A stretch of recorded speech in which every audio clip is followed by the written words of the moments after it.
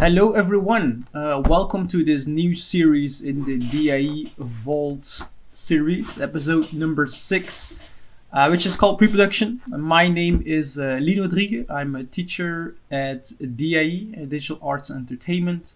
So today what I want to go talk about, I think, is pre-production and what pre-production is in the industry, but also what pre-production is here at Digital Arts Entertainment, right? So I have a couple of slides prepared where I will talk about these things, and then so what you can expect from this video in the end then is that I will do a little bit of sketching. We'll talk about references, visual library, how you can get or practice at drawing. So yeah, I'm totally ready. I have some branding. We have sweaters of DAE. We have I'm not sure how they call in English, muts in Dutch. So yeah, I'm ready to go. Right. If you want, you can do a little bit of sketching, or take notes maybe while I'll go over these slides here. Right. So first, what is pre-production at Digital Arts and Entertainment? Because pre-production can be a very vague term, especially if you don't know what pre-production is. Maybe let's start with that. What is pre-production in the industry, in the working environment?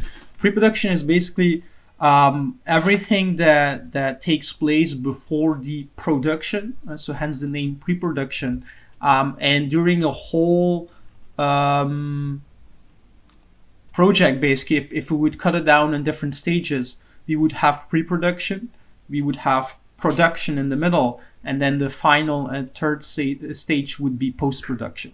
So with pre-production, it could be, for example, you make sketches of, let's say, a spaceship. Let's visualize, for example, a spaceship and matrix that main ship. So someone would do these sketches, and then someone would model the ship based on the sketches. Someone would model the ship in 3D, and then post-production would be, for example, they put certain like filters, light effects, whatever, on top of it, and they would actually have the end result in the movie. For example, you would see that, right? So it's not that someone just like comes up with an idea, I need a spaceship, and then starts modeling it, and then it's finished, right? There's definitely a whole process that comes before that. So again, we call it the pre-production phase, and this is something that we teach our students at DAE. So what is pre-production at DAE? But it's more than that, because I think this may be sometimes a little bit of a misunderstanding where people, if they want to attend DAE and they hear about pre-production, it's like the drawing classes, right? But it's more than that, and I've tried to put a little bit of a list here. Of course, it's so it says it's a language to communicate with other people. So how could that be? Is, for example, in a team, we were talking about that spaceship. Someone has an idea of that spaceship. Instead of really like talking about it, it would be great if someone, and that will be always the case. If some people can sketch it out, have different variations of that idea, of that spaceship, and like show it to the rest of the team, and get everyone on the same page. So here, a pen and paper beats words. I think you already heard that sentence once in your life, right? But again, it's more than that, and I think oftentimes people, like, if they think about making nice drawings or thinking about a pre-production at DAE, it's making drawings, it's making nice drawings. I think, again, that's a little bit of a misunderstanding. Here at pre-production, we want to get ideas across. We want to learn the students certain skills, certain techniques to get those ideas on paper, basically. So the point I'm trying to make here is that we're not making beautiful, like, we're making beautiful drawings. A lot of students are making very beautiful drawings, but it's not like something you would see in a museum or etc., right? It's more about the idea. It's not how you get there or how nice it is. It's how well you can communicate the idea to someone else. And next to that, we're and that's how I look at it. We're building basically a vocabulary for artists to start communicating those ideas to other people. So that can be about composition, about the light, all those things, design, is those kind of things. Next to that, I think building maturity, believability, even functionality through sense of proportion. So what does that mean? I think it's all linked to that visual library, and visual library is something I will talk about in a bit. But you could look at it in short. You could look at it as basically your vocabulary again. If you practice something a lot, it's a little bit hard to talk about like without demonstrating. Maybe I was planning to do it a little bit later, but I can do it already right now already, I think. Let's see. So I will just take this page. I'm working in Photoshop, by the way, if you were wondering what this is. So this is Photoshop. You will be using it a lot. Let me take a color. Let's take this one.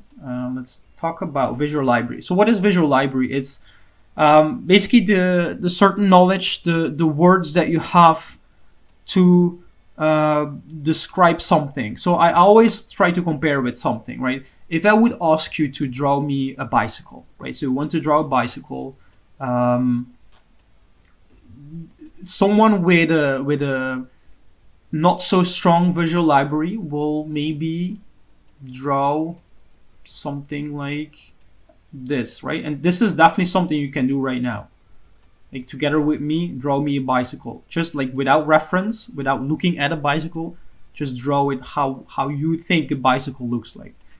And this is, if you have something like this, for example, this is a bicycle that maybe you would draw when you were a kid, when you were 4 or 5 years old. And then after a certain time, I guess, and that's something I noticed with, or that maybe you notice with if you have kids or brothers or sisters at home, at a certain age, like drawing is maybe not so cool anymore, or like you're not interested in drawing anymore, and you do something else, I guess. This is where those people stop drawing, and then they kind of stop looking at the world around them. They start again doing something else, and this is where like the visual library stops. And then if you would pick up drawing again, like maybe right now in 1 year, in 2 years, you want to attend a DAE and you want to start drawing again. Again, if you would draw that bicycle, this is where you're at, right? This is the last bicycle that you drew. You can have the same thing with other objects. For example, a castle. If you never took time like looking at a castle, visiting castles somewhere in the world, reading about it, watching movies, books, whatever, you're kind of stuck with this kind of idea of a castle, right? Where we have a gate, we have some towers, there's a typical flag on it, of course, and this will be the castle that you will draw. And again, these are people who have a very limited visual library. And again, I compared with sentences where this let's just call this person A, where person A would as a writer maybe would write, I have a castle and there's a tower with a gate or something. And I have a bicycle would be, I have 2 wheels, there's a little bit of spokes, there's a saddle, and there's a steering wheel, right? That's like the sentence they would make. But this for us is not enough, right? This is not functional. Where is it? I don't have it here. But okay, functional, believable, it's the same thing, right? It's linked together. So this is not believable. Proportions are maybe off. Basically, it all comes down to this is not mature, right? This is still something you drew, or this is still something you get from your child period, basically. And this is also something we try to do here at Preproduction is getting better at that visual library.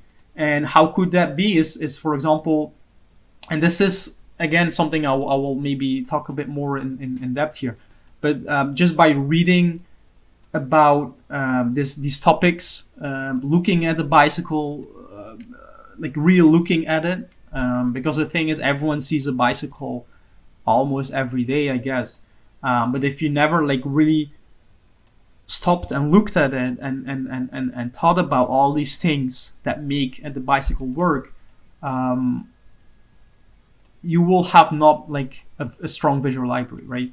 And then again, I don't want to go too much in detail right now at this point. I have something reserved here for slide number 6, and that we'll revisit this topic here, right? This is a really important one. This is something you can already do right now at home, is building that visual library. And again, building visual library will make everything look more mature, right? It will look more believable, right? Then next to that is building skill. How does that work? And so by making mistakes, we have assignments, we have small tasks that we do during the lessons, and basically we want to have as you guys making as much as mistakes, but also we providing feedback so you can learn from the mistakes and then grow, of course, right? So it's really I think throughout the whole semester, in the semester 1 and 2, so pre-production 1 and 2, we really try to push you further in terms of by giving you guys feedback and building that skill. And then this is something I addressed already in the beginning. It's more, and so pre-production is more about the concept, because again, that's really what pre-production is. It's the phase before the production takes place. So we're not interested in very nice book illustrations and book covers, for example, magazine covers, in a drawing that you would print out on a poster, for example, for an advertisement, those kind of things. We're not interested in that, right? It's really about getting ideas on paper. And this is something I want to demonstrate today, right? Because again, that's pre-production. So more about that in a bit. Right, it's coming, right? I will do some talking first, and then we'll do some drawing. I will take a sip first. Okay. For the people who are like more interested, what exactly we do in pre-production, I just want to go over these topics. I would definitely, if you never check the website out, go to the website. We have images of student work that you can check out, right? One of the main things that will help translate an idea on paper is perspective. Perspective is how we see the world. So that's definitely something we'll focus on. I think in total we will like the first 5 weeks. So 5 weeks. Sorry, I will do my best to have a nice handwriting. Most of the time, if I explain things, it's a little bit scribbly, but for you guys, I will try to do my best. So 5 weeks, we will focus on perspective. Next to that, we will focus on design, right? Getting those ideas across and together with perspective. It's how we see the world. It's how we draw something on paper. We want to have like an extra layer of design, storytelling, and really selling your idea, right? And then we also focus on the shading part, which can be pencil and paper. And so that's analog. And then we have digital, which would be painting in Photoshop here. Next to that, we also talk about colors, how we can change light and to change the mood. So those kind of things. Compositions will be an important one, and material definitions. And so that's basically what makes something glossy, what makes something matte, etc. And these are things, I'm not sure if, yeah, that's a little bit linked here. I didn't really stress it, so I want to like repeat myself. Here in pre-production, again, it's not really about making nice drawings, it's about getting the idea across. Next to that, it's also a little bit of a supportive role for other courses. And for example, I'm thinking about 3D, where you will also deal with materials, where you also will deal with colors and light. If you make a render, for example, you also have to think about composition. So all these things you will learn here, building your visual library, building about or learning about color and mood, composition, etc. Those things will definitely be something that will benefit you throughout the whole career, right? So next to drawing, I think we're really trying to build better artists in general, right? By learning you about certain art related and specific terms, right? Okay. Let's go to the next slide. This is basically the design. So I called it the design and sketching process. What is that? How can you look at that? It's basically the process. So a step by step. So a step by step process to generate those ideas, right? And I will maybe, let's take another color. Demonstrate it with an example again. So let's say we are working in a company, and the company, let's say I see a cell phone here. So we are making cell phones, right? So this is cell phones nowadays are just like a square block or a rectangular blocks. Okay, cell phone, right? Just remind that this is a cell phone. Okay. The goal here is to maybe make a new kind of cell phone, right? We want to make an improvement. We want to make a new version. This is like outdated, maybe bosses. So these are our bosses here. They came to us and they say, okay, we want a new cell phone, and we create something new. And this is, again, so this is the process that we'll take. So we'll do research first. We'll make thumbnails. We'll make drawings of that cell phone. Again, cell phone is just an ID here, and we will later on different contexts, and we can have different objects, of course, and then we'll present it to our bosses, right? So that's the ID here. The research part is quite important. This is where maybe we will read about the design brief, and that's could be a little bit of a document or a little bit of a checklist that you get. So it can talk about, okay, it should fit in that time area. It has to have these kind of functions. So for example, in our cell phone, maybe we don't really have a time frame set, but we could say functions. We should be able to call, right? So we want to call, we want to send messages, we want to have a GPS on it, and we want to play games, right? This is definitely something we want. Restrictions. It should not be super large, or it should not weigh that much. And so that could be something. And IP could be, so that's intellectual property, could be, for example, a certain franchise. So that's maybe, for example, Avengers, the Avengers movies, Star Wars, for example. So our cell phone should fit in the Star Wars universe, for example, right? So those could be restrictions that we get. Then we'll sit together. So these people are really happy. They're pointing at something on the paper, and so the next step would be gathering references, making mind maps. So basically creating IDs, just with words, with images, and what we could do, for example, is create a list of elements that we definitely need. We can, in our case, we would also try to find references. So that could be, how is a cell phone? And so in this case, how is a cell phone created? Like what elements do we need on it? What did the composition or the competition did? And something we maybe missed. And this would also be a nice moment here to do visual library sketches. I'm not sure if this is really clear, because with the cell phone ID, it feels a little bit weird. But let's say I have a couple of things here that I want to draw with you guys. So I have, for example, a chest, a tower, and a spaceship. So in the spaceship, it would be, for example, okay, what kind of elements can we find on a spaceship? We have a cockpit, we have an engine, we have maybe a loading compartment. We would need to find technical references, because I don't know how a spaceship works, right? So we need to find out. Shape references. So maybe I want to have my spaceship to be really round. Maybe it has to be triangular. Maybe I want it to look like a fish, right? Those kind of things. So those could be shape references. Again, with the cell phone ID here, we could do the similar thing, where maybe our bosses want our cell phones to look like fishes, right? So that would be shape references. Style references would be linked to the IP here, so intellectual property, the franchise.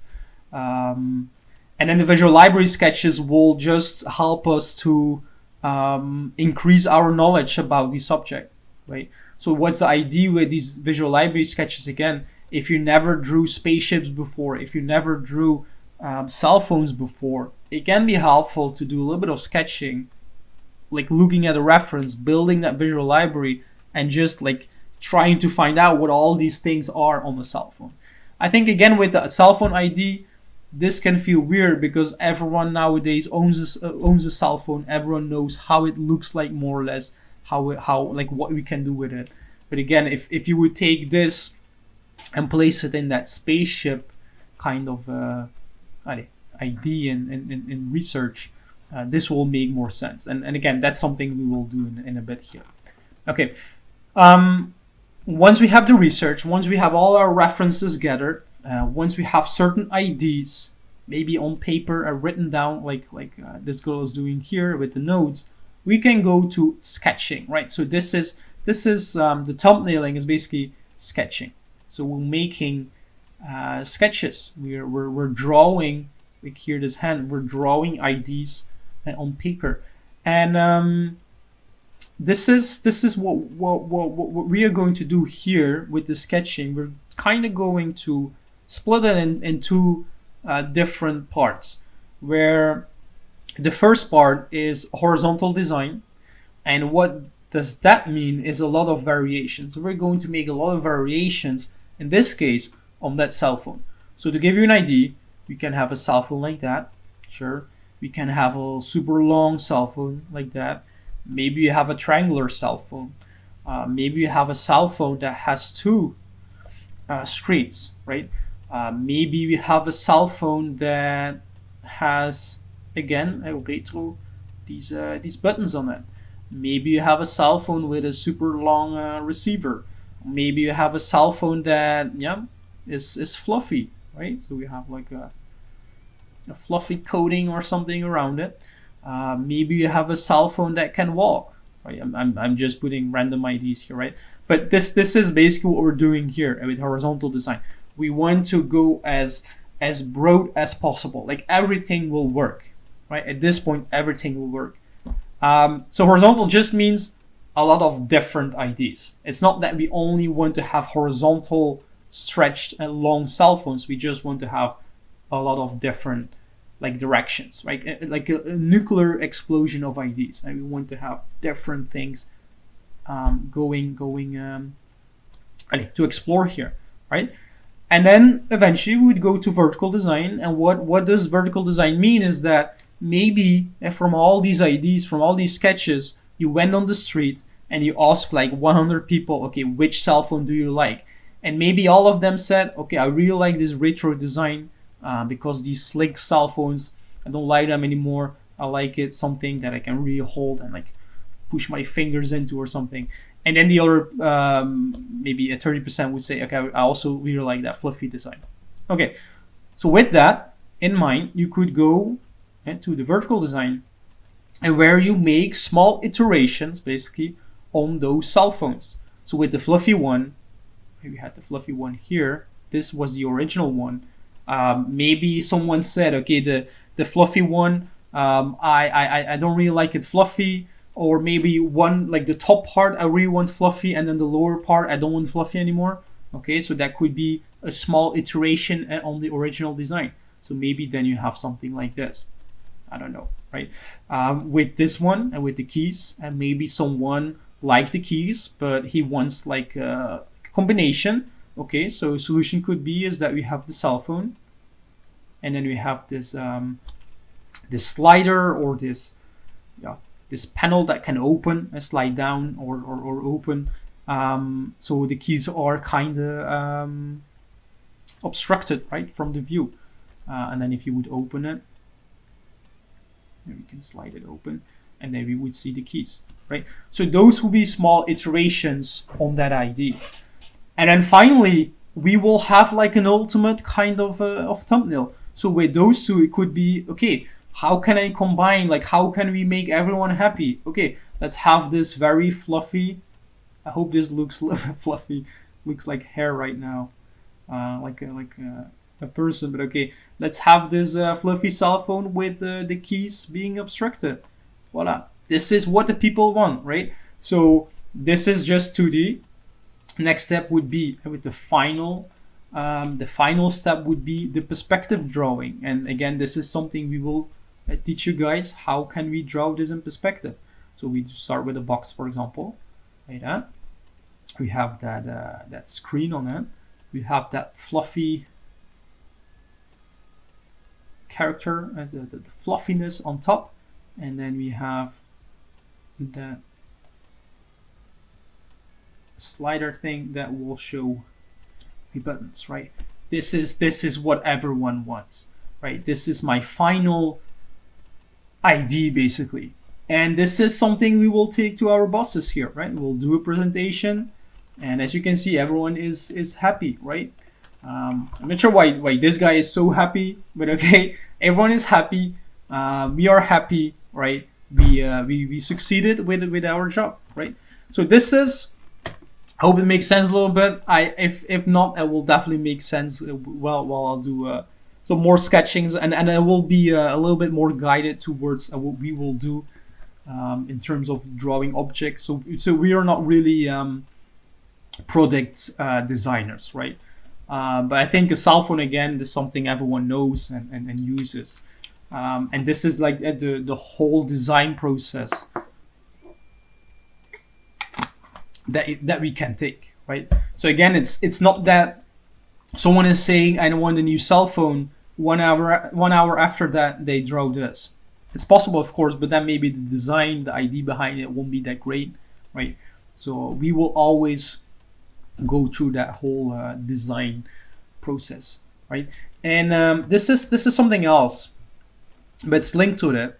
And so what we see here, this shows the whole design process in terms of how much time you would spend on it. So this is start project. Lost my pen. Okay, start project. So we start here. We do our research, and as you can see, research is a quite large part of that whole design. The design process. Doing your research will make sure that the end product is believable, right? And I think looking at what our students pull off is that some students might go quite quickly over that research project. Maybe it's because they want to draw as quick as possible, I don't know, and so they don't really want to spend too much time on research. But this is what will make something believable. And you will notice that here, if I do a little bit of sketching in a bit, let me arrange this.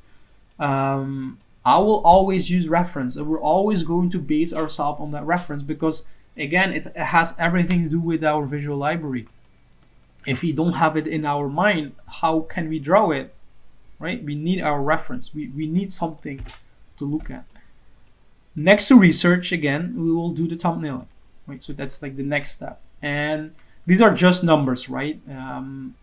I've just put some numbers there. They're quite accurate, right? But it could be 40%, could be 45%, could be 50%. This is the amount of thumbnailing or the amount of sketching you would do throughout the whole project, and it's almost half, right? Again, this is where the ideas come to paper, come alive on paper. This is the most important part. And next to with this, basically those two combined, and those are the most important parts. If you want to, for example, you're short on time, and you have to cut some corners, this is definitely something you don't want to like do less of, right? You could say, with our idea here of the cell phone, we don't really do this very nice perspective sketch. We could just, for example, do something like this very quickly, go to our bosses, and they would say, okay, I really like that. Okay, start making it and start production. Where maybe we would make a nice 3D render, put nice lighting on it, and those kind of things. And those are things you kind of can cut. All right. As you can see, it's a very small part of that whole design process, because within the final design, once you get to this stage, all the hard work is already there. Everything is figured out, right? Here we really have to think about, okay, what kind of variations can we make? What would people like? What do I like? Like what is not existing? How can we change things? This is really where you have to start thinking. That's why I have this frog. If you were wondering, this frog sitting on a rock, he's thinking, right? He wants to have ideas. So that's what these words mean here, right? We want to have ideas as quickly, as loose as possible. We don't want to stick with one idea in the beginning. We want to have as much as different ideas. Once we go more towards that vertical design, right? Once we're going toward an idea, one idea, we can become artists again. Let's say it like that, because then we can focus more on the perspective. We can focus more on the fundamentals. So that would be a perspective, line weight, line variation. If at this point that doesn't make sense, no problem. And those things we will you will learn during pre-production. But this is relaxing, right? That's why we have this person with some headphones drawing. This is fun, right? All the hard thinking is done, right? This is simple. This is simple. This is hard, right? And this is what we focus on here in pre-production. Again, we focus on the whole process, of course, but this is like key. This is really important, right? So let me continue here, and we'll do some sketching right after this, right? Because I want to talk about this, and this are references, right? This is what we need in the research. Let me make a new layer. Yeah. Okay. This is what we'll need in the research part. And so if you remember, these are or this is the design process. And so we go from left to right. We have research, the thumbnailing, and the sketching, and the final presentation. Research was making a list of elements that we need, and finding references, shape references, technical references, style references, just so we know what we have to draw, and what we draw, how it looks like and how it functions, right? So to give you a little bit of an idea, because that can be quite vague, it can be quite global, right? I've put 3 different subjects, right? 3 different topics, and you will see that there's a certain complexity involved for each topic. And what is the idea here is that we'll go over the references first, and then I will do some sketching based on the references. I'll talk a little bit about my thinking process, maybe design a little bit, and you will see the difference in difficulty maybe. And this is a little bit what I've demonstrated here with these hearts. So medieval chest, everyone knows what a chest looks like, right? You probably already used a chest somewhere. You probably opened it already. Every day you open closets, etc. So you kind of know that a chest, it turns, right? It opens, we can put stuff in there, etc. Most chests kind of look the same, right? We have triangular, we have rounded ones, we have handles. Handles can be on the side, they can be on the top, and then of course we have that lock. So we have different locks. We have a lock, for example, on the top. We could have a lock in the front. We can have 1, we can have 2, we can even have 3 locks. We can have ornamentations, etc. But that's kind of how far it goes, right? So that's why with reference, I've put 2 hearts, right? The images of chests, globally speaking, are kind of the same, right? To say it like that. There's not so much variation happening here between the chests. And if I would ask you right now, I'm talking about Visual Library here. If I would ask you right now to draw me a chest, I think most people will be able to draw a box here, a rectangular box, and maybe put a box on top of it, like this, or maybe draw something like this, right, with a key, right? And this is already quite close to what we see in the reference. Okay, so in terms of Visual Library, it should not be like you can still, what's the idea here? You can still pull it off to draw a chest even if the Visual Library is not that strong. That's the idea here. Even if you don't have so many references, you will still be able to draw a chest, right? So that's the idea here. With a medieval tower, it gets a bit more complex because we have different functions. We have different types of towers. We have different parts in a tower. So again, let's check this out. You can do that at home right now as well. Draw me a medieval tower, and if you didn't rebuild that Visual Library, and once you, like when you were a kid, you looked at I don't know what kind of towers you have in kid TV shows, but like just maybe imagine you looked at a TV show as a kid and there was a medieval tower, like the castle with a tower. Again, maybe this is what you still remember. It's something round, has this triangular thing on top of it, and of course it has some kind of flag. Right? This is the tower you would draw. Then for people who are like visiting countries like castles, somewhere in France, whatever, and really start paying attention, maybe you listen to the guide, maybe you read books, maybe you're interested about towers, I don't know, and you have like a whole book about just towers and what it is, etc. Your Visual Library will be a lot stronger. And to make this subject, to pull it off basically, to make it believable, your Visual Library will have to be a little bit stronger, right? It will have to be stronger than the Visual Library that you needed for drawing a chest. And right now, I think we as let's call us artists, right?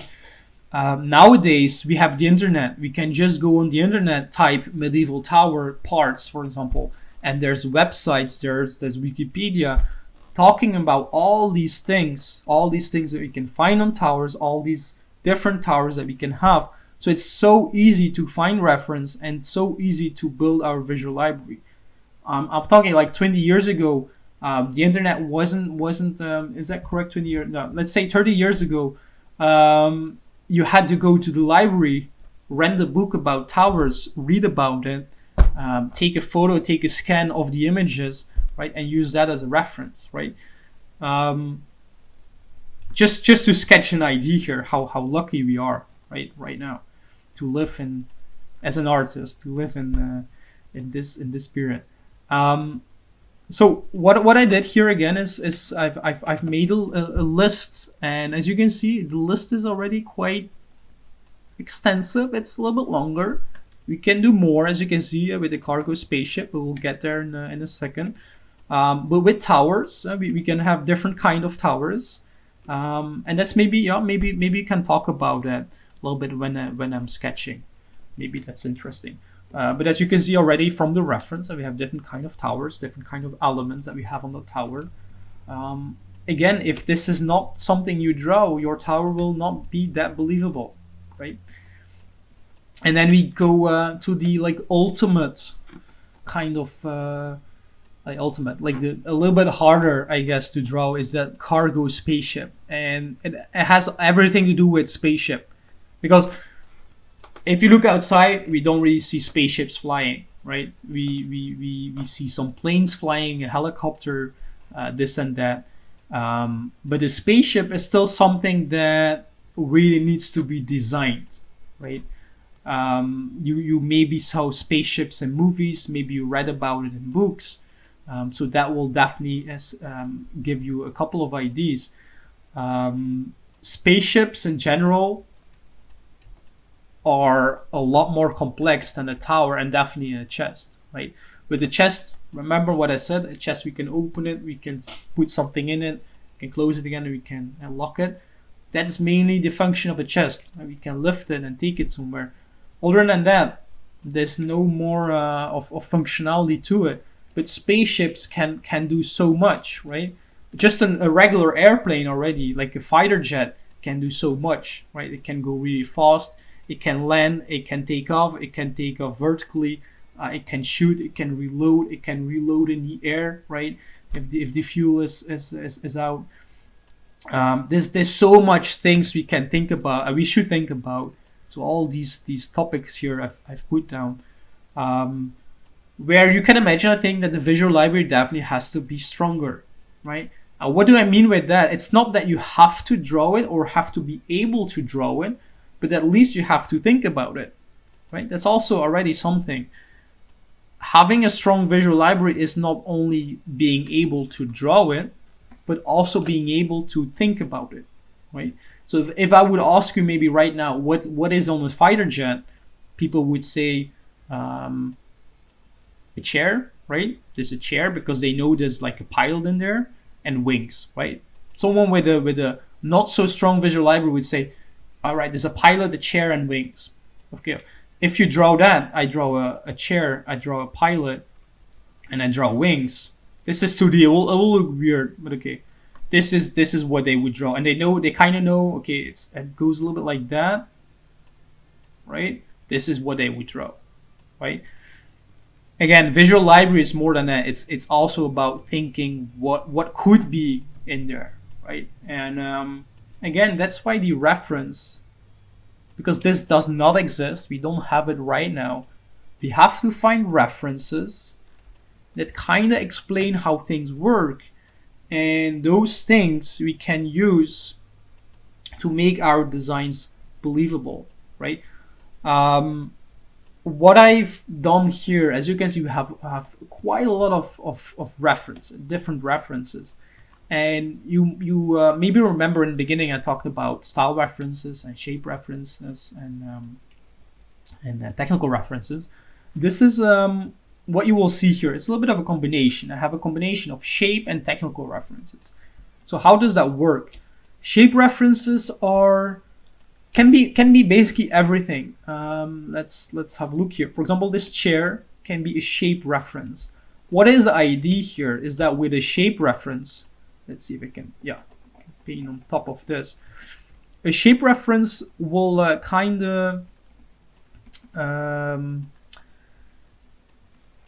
give you inspiration. And see what I'm doing here. If I just, I think there were legs here. So I'm removing the legs, and this is already looking like it's flying. Okay? This form, this silhouette, this shape basically. So this is the shape. This one. Let's fill it up. This can be an influence for. This can be a certain shape basically. A design, a form, shape. It's there's no other way to explain it. It's a shape, right? This volume, this darker volume. This can already be at the start of our spaceship. And if right now you're looking at this and like thinking like, I don't see a spaceship in there, that's because your visual library is not strong enough. What I know on a spaceship, I know there should be engines. I know there should be some kind of cockpit. So what I'm seeing here already is, okay, what if I put an engine here? So there would be a little bit of thrust. What if I put a cockpit here? And so people can sit in there, right? This is something, and we can let fly. We can put wings on it, etc. And again, this is because my visual library is a little bit stronger, because I'm dealing with these kind of things almost on a daily basis, right? So that's mainly shape reference. And we can look at cars, for example, the very slick lines, the way it transforms to almost like a very thin, this triangular shape in the front. it could be certain ideas here, because I was talking about a cargo spaceship. What if this, because I think this right now are some kind of spices or ingredients, I'm not sure. What if we use something like this as a container, and instead of spices we put something else in there in place? This could also be so yeah, okay. Even like this one, make two engines out of this, and this is our spaceship, right? Flying to space. And then we have technical references. How does something work? How does something look like? And this is really grounded to objects that we have and that we understand and that we've built in real life, right? If you want to draw something that flies, you better research how something flies right now. Like, how does a jet engine, how does it fly? What does it need to fly, right? Why does it use these kind of engines and maybe not propellers, or maybe different kinds of systems, right? How does a cockpit look like? We have cockpits on fighter jets, bombers, we have trains, we have buses, we have cars, we have ships. They all have different kind of shapes. Engines and rockets, like real rockets on the space shuttle. Those are things we can use. So what is the idea with the cargo spaceship is that we have something flying in space, and that it not transforms, but basically it takes something, a container, for example, cylindrical, a box, a boxy one, right, rectangle here, from point A to B, right? And right now, today, we have things that do that. We have trains again, we have cargo ships, so those kind of things. How do they get these boxes? How do you get the containers on the ship? Those are all, I have a double here, sorry. Those are all things we can already reference and apply on our own designs, right? So yeah, I've been talking for quite a bit right now. I think we're almost like 15 minutes. Almost like 15 minutes. I think it's time to start drawing. So what I've did is I've created 3 pages, and sorry, I want to go over the chest first, like a little bit of warm up. I will talk a little bit about design. Then we'll go to the tower. Then we'll do some spaceship sketching. And this is definitely something I think you can do with me, and so you can follow along and see how far you can get with your visual library and looking at the references, right?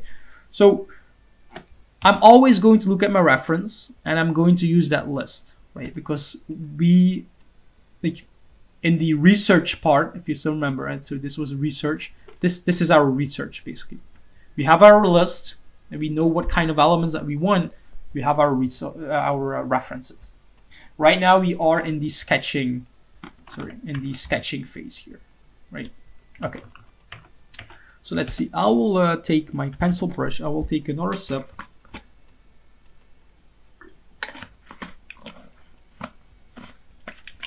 Okay. And we'll start very simple. I'm not going to mind if my perspective is off, or if my lines are a little bit crooked or whatever.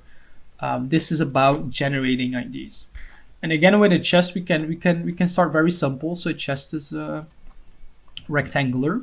Okay, it needs some kind of lock to close, like to actually close the chest, and to lock it. You have a lid. Sure. Let's see, we'll start very simple, and then maybe to keep and to make the chest stronger, we can have a metal frame around it. And I would also like to carry the chest to another room, so let's do it different. Let's have a handle on both sides. Okay, voila. And let's try that in perspective. So we'll draw a box. And again, so that perspective is something, is a very important tool. Perspective is how we see the world. It's to put to the images basically that we see right now. And so we want to put it in 3D and we want to translate it in perspective. And it's, if you would draw something in the environment, something that you see right now, you want to put it on a 2D plane, what a paper is, what a monitor is, then you have to use those tools of perspective to translate 3D to 2D and the other way around. Okay, so what I have is this chest. I will keep it closed for now. I will keep it very simple. I can have a boxy one, like we can see here, right? So I can have a boxy kind of chest. I will have this lock, so there will be a key that fits in there. The key will go in there. I had these metal fortifications. Maybe you can have them on the bottom as well, on both sides. I had these handles, so a handle would go in there, on the other side as well. Okay, this is my first chest. Let's do another one. Let's do one like that, and let's do the other way around. Let's make it a little bit shorter. Let's make a square kind of chest, because again, and this is our thumbnailing. We want to have as much of different ideas. We want to use this this stage to use or to create as much as variations. So if someone would look at our chest, he or she could say, okay, I really like this. So right now I'm drawing a triangular kind of lid. So he or she could say, I like this triangular kind of lid, but I don't really like the square form, right? I would rather have something larger like that. And then we can make a combination, right? Then we can make a very long one with a rectangular, or sorry, with a triangular lid, etc. Okay, so I still have that lock here. Maybe there's a little bit of an ornament around it, so maybe have a little bit of a decoration there. And then maybe you have this kind of handle where this was round, and right now we want the more rectangular straight one. And we could do these fortification that we had here. Maybe you can use that a little bit as a decoration on top of that chest, like that, right? Okay, let's do another one. This can go quite quickly. Perspective, let's do one on feet, right? So let's elevate this. This can be a smaller one. Let's also open it. Let's do something else. So let's open it. I want to have let's see, let's put a little bit behind the other one. Okay, I want to be able to close it, of course. So I'm going to make sure this is kind of aligned like that. This is round. We would be able to see the inside, and I would see the hinges, for example. At this point, we can start thinking about, okay, what could be inside? That's something else we can start thinking about. Like, how can we put story in there?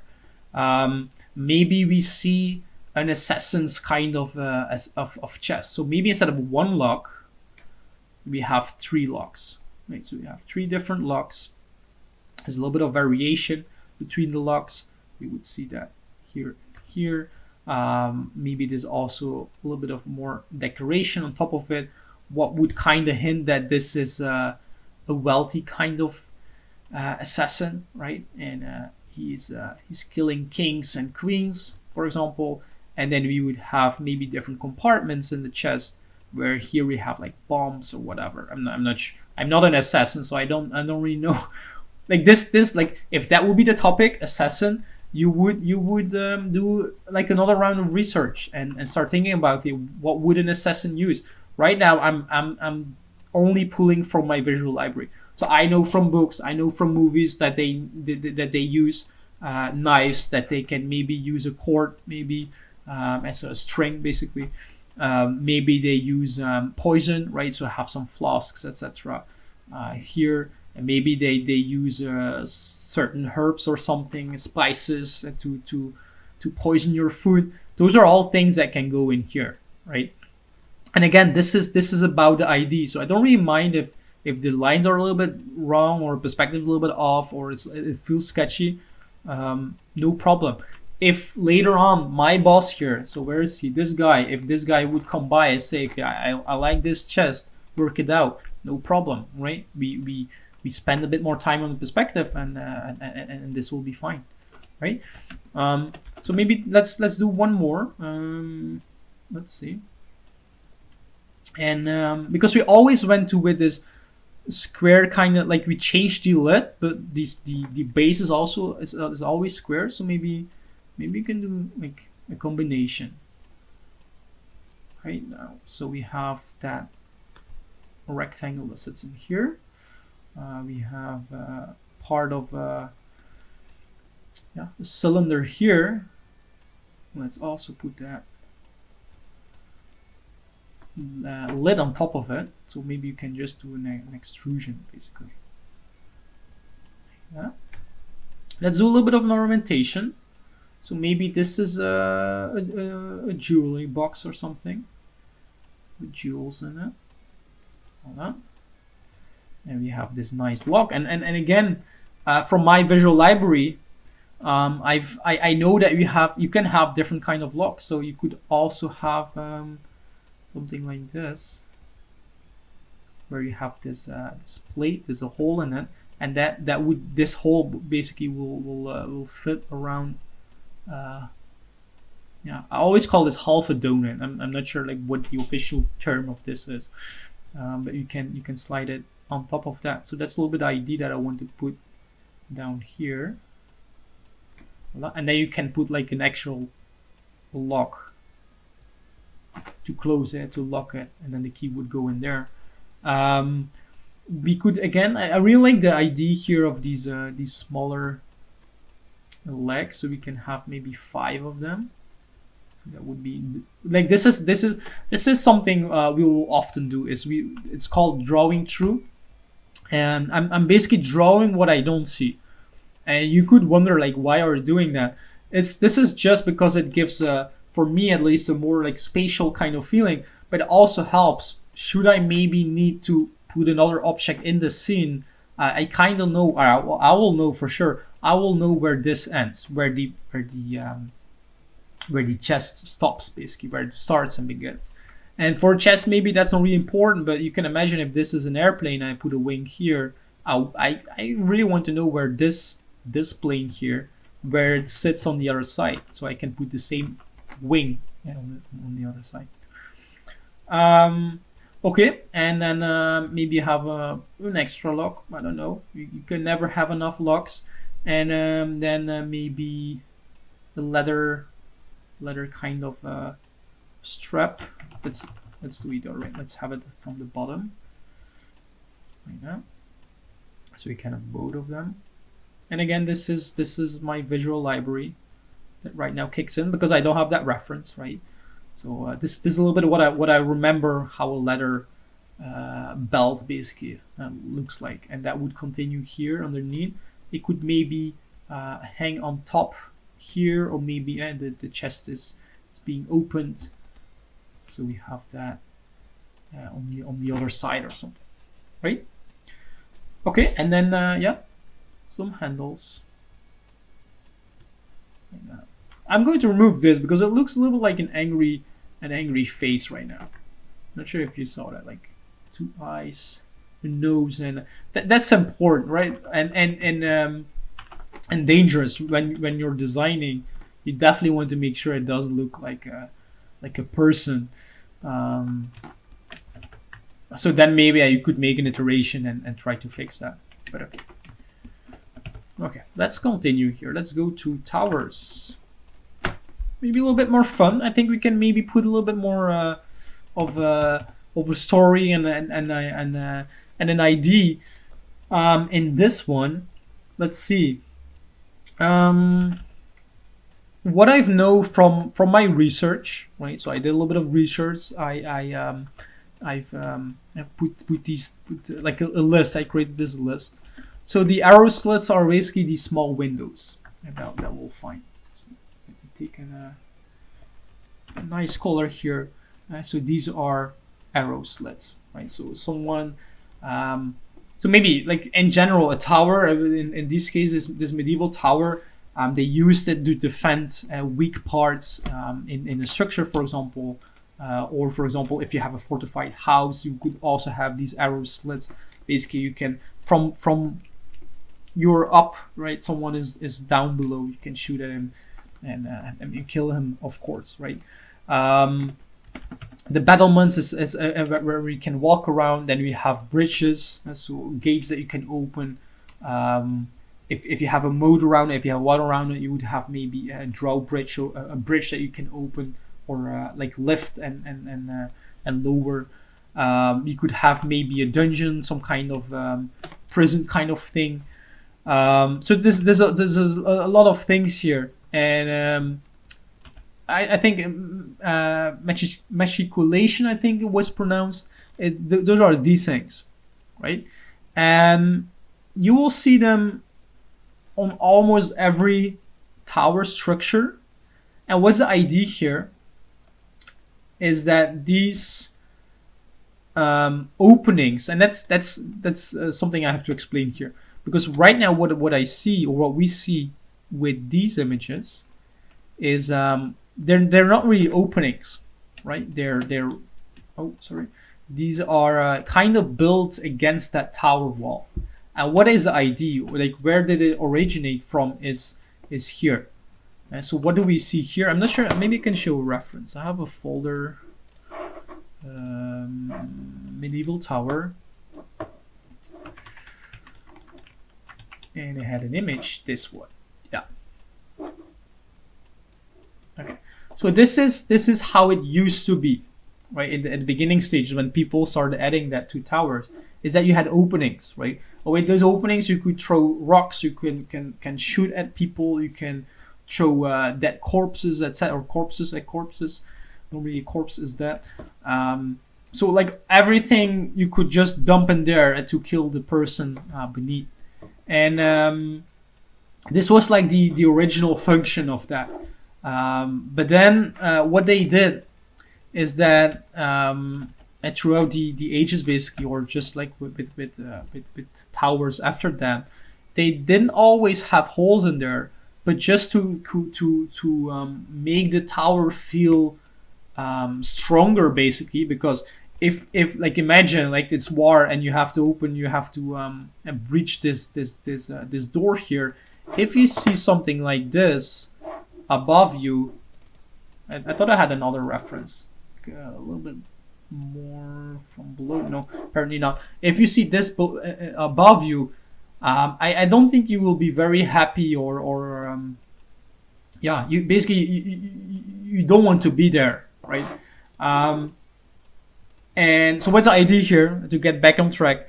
What's the idea here is that these people had like false murder holes. So the gaps that you see is called a murder hole, just to like scare the enemies away, right? That's a little bit the idea behind it. And again, this is something that's a person with a not so strong visual library will just not think of, right? And maybe they have the reference, but they don't really know what it is, and they like kind of leave it out because they don't really care, right? I don't need this to make a tower, right? And they are thinking that's again like skipping all these things, skipping all these interesting things that you can find on the tower. See how like I'm already talking for 10 minutes about a tower, right? That's what will make things believable. And I definitely don't mind talking about this. These are things that interest me, right? And I think for someone who was like really interested in like concept, because that's like something I didn't really talk about, like concept art. This is great, right? A concept artist wants to know about everything, like how something works, just to know the world around you. That's really building that visual library. I also want to make clear here that we are not, here at DAE, we are not a concept art school, right? So if concept art, if the things I'm doing right now, if that's the only thing you want to do, this is not really the school for you. You have schools abroad, right, different countries, schools online that teach you those kind of things. We teach you a little bit, as you can see, but it's not that you will spend every day doing this, right? We have the other courses as well, right? So let's start. Let's do some sketching. Okay. So I've learned that we have yeah, you can have different types of towers. So you can have a round one like this. Let's again start very simple. So you have round towers, and okay, we want to put these murder holes in there. So I'm using my perspective. I'm making this a little bit longer. I'm extruding this, and then I want to put a rooftop. So especially in the beginning, like you always want to start very simple, no stress. I have some murder holes here. I want to get inside my tower, probably. So I'm putting a door there. Okay, that would be it. This will already give me a little bit of a reference to make my next design and better, because as you can see, most towers have a certain slanted plane to it. Why is that? Because this makes it harder to climb on top of it, maybe. So that's something we can do, right? We can also start changing that main shape, because like I said, you have like different types of tower. You have round ones, you have square ones, like that. What is like a little bit the difference, the advantage and disadvantages of both of them? Is that the round one is if you shoot something at it, the thing that hits it, a rock, a cannonball, whatever, will be deflected much easier than, because we have these rounded shapes basically, than this one, right? Than a rectangular or a boxy one. So that's like the advantage and disadvantages of both of them. But with a square one, if you want to decorate it, basically, if you want to put a sleeping quarter, for example, in there, there's just so much room that you can use, because we don't have rounded sides to it. So if this would be the interior of the tower, maybe you can put like 1, 2, let's say 3. Let's say like we can put like 3 beds in there, and then here maybe you can put 6. We can put them nicely next to each other. You have six beds, right? So they kind of come with each of them kind of come with certain advantages and disadvantages. And people people learn from mistakes, right? So what they do is the obvious thing that we can do and learn from it is, okay, why not a combination? And for example, this is called a horseshoe tower, right? I'm not sure. Yeah. It looks like a horseshoe. Okay, that's why. But then you have like a little bit of both, right? We have a little bit of more of decoration space. And what's the idea behind this is that, okay, maybe this is the surface or the area that is aimed towards a not so dangerous. How do you call it? Like, in the end, this don't really needs any protection, because maybe it's already protected by the city behind the tower, right? Or maybe this is already protected by a certain cliff or a mountain wall or whatever, and this needs more protection because it's aimed outwards. And so that was the point I'm trying to make here. So okay, so we can have different kind of shapes. We can have those murder holes again. Let's do it like that. We can have a little bit more of a slanted plane, like that. Arrow slits, you can put them here. You could even have maybe a little bit of a building, I don't know, of a wall behind, no, next to it. So we have a wall next to it, like that. Okay, that's another one. And maybe to get a little bit more idea and story in there, we can do a little bit of a side view maybe. So this is our tower, side view. Okay, I obviously want a roof, and maybe not. There could be next variation, and maybe we'll do one without a roof. And right now we're always dealing with stone. So if I look at my reference, this is the same idea. So we have these sometimes you see these holes in that tower, right? That could be because of construction and because they're making these I don't know the word, these wooden constructions around it. You can have one like that, so it can be in terms of building the actual tower, but you can also have it here as these murder holes, right? So it used to be like this, and then they transformed it to that. But okay, maybe we have something similar still. We have these wooden elements there.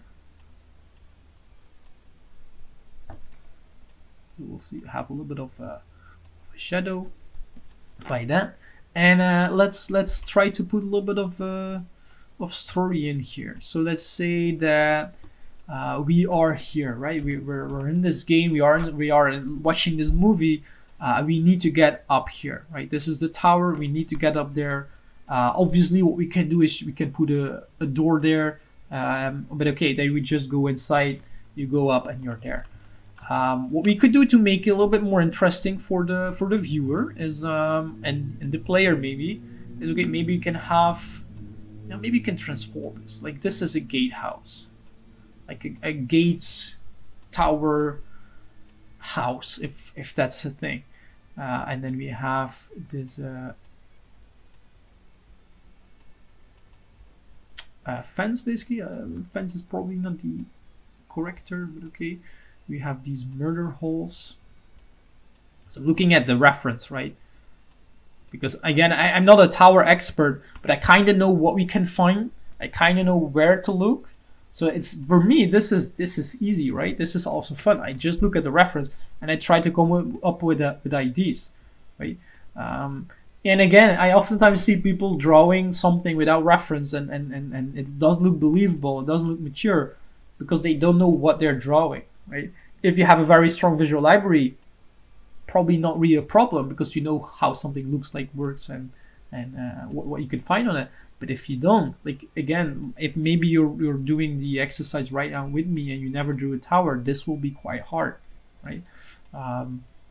And that's also pre-production. I think the DAE pre-production is this is not something you will learn in a week or in a year. This is definitely something that needs practice.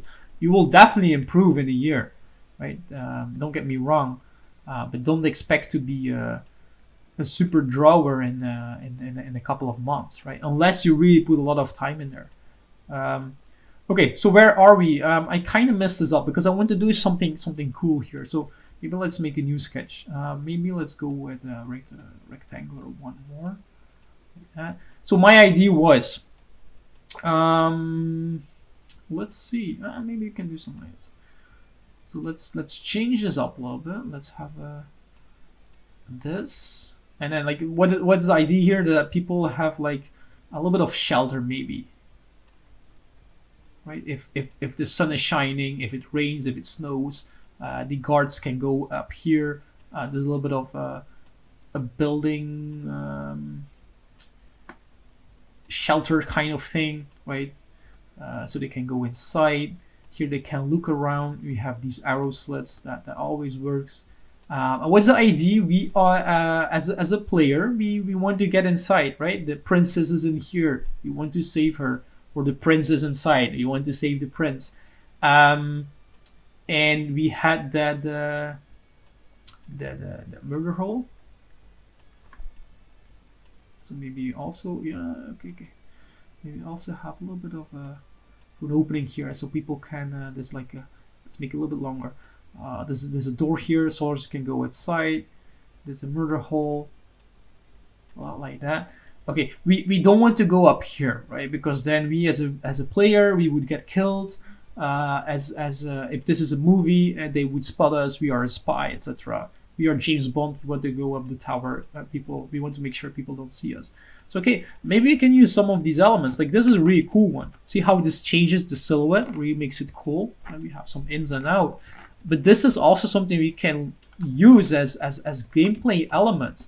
So this is like the main entrance, right? People would go in here, go to the city. Maybe, let's see. Yeah, let's do it like that. So maybe you have like a back door here, right? This is for soldiers or the common people, they want to go in the tower, they have to use these stairs, right? Okay. So people go up here. We have that door. Obviously, maybe there's like a guard here, so we as a spine are not able to use that, but we are using these. Well, yeah, let's do it the other way around. So we have to. That's like the game, right? We go up here. We have to kill that guy first, and then we have these wooden sticks here because they once constricted the tower, but they forgot to take it out. Or maybe they're still working on it, or maybe they're putting like a nice poster of the king here, right? And you have to destroy it first, and then continue all your way up to the tower. Eventually, would end up somewhere here. You climb on top here, kill the guard, save the princess. And then there's a ship here waiting on the docks. So this is like a cliff. There's a ship here waiting on the docks, and then like Assassin's Creed kind of style, you stand up here, you jump down, right? This is how far you can take your thumbnails, right? You can put a little bit of design storytelling in there, and this is something that will come with time, and the stronger your visual library is, and the more you know about these things, a little bit more room, or the more room you will have to think about it and play about these things. You will start thinking about like a certain playable areas and like players direction, how you can like create a playable path by putting like more details or certain objects in a certain way. These are all things you can then later on also use in, for example, level design, level decoration, those kind of things. In terms of design, this is definitely something we can still work on, right? As a side view, this might look as we have that rectangular tower, then we have that other tower on top. If this is the design of the tower itself, let's see, let's make it so it doesn't look so good, right? I want to talk about it, and then we have that door. This a little bit. This as a design is not really that strong, and this is something we will also learn here. Is how can we make this stronger? And what is idea here for me? Why is this not so strong? Because this roof and this brick wall, let's call it like that, is kind of similar. There's not a lot of contrast in there in terms of like size.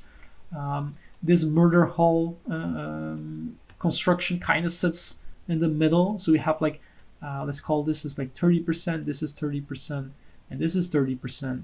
It's kind of similar as well, right? Where this will be then a 50-50. If this is like 100% at that line. So there's definitely things we can change here. We could let's create a little bit of room here. We can think about, okay, so maybe this tower is let's do it around. So this is like the cliff. We had that murder whole thing here. Oh, sorry, this is should be a little bit higher up. Okay, and then we maybe have a bridge. Like instead of the bridge having it like this, you can put a little bit of variation where this is smaller and then this is longer, right? That already creates variation. Where this is not really sitting in the middle, this is a little bit like this is a little bit larger than this one, where here we go really steep. Maybe this is more sloped, right? So we have houses in the village, we have houses, and then we as guards can just walk up here very easily, because we would have maybe a wall, etc. So very easily we can just go up here, take the stairs, because this area doesn't really need any defense, right? Where maybe this is squarish, or sorry, flat and rectangular, a little bit of a slope in there, and then this will be a little bit more round. And so that horseshoe design, for example. And where this maybe sits, maybe we have a little bit an element that goes down, so maybe it sits a little bit more like that, and maybe there's like another tower on it, and maybe part of the roof is gone. So have variation in materials, we have variation in and even the texture, etc. Maybe the flag, we didn't have a flag in any of them, right? Maybe you have a cable running towards it. So those are all kind, like all different kind of elements that you can add here to make that design a little bit more interesting, right? So the silhouette is different.